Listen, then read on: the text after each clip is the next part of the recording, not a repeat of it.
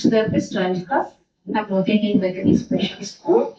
So today I'm going to show you a very useful book of effects where you have lots of icons where you can teach the kids with very special needs how to recognize and how to identify your basic daily. You have an icons where they can make a sentence and the phrases with them. So this is all the icons where you use it daily. And first, we'll tell the child wants water, so they can show us the picture. I want water. One where we can do, and if child is hungry, so we can show the pictures of a food like this and ask him which food he wants to eat.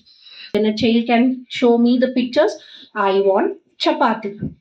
The child, wash your hair. How do you wash your hair? So they'll see this, and if they wants to go for wash your hair, they can show the picture to the mother.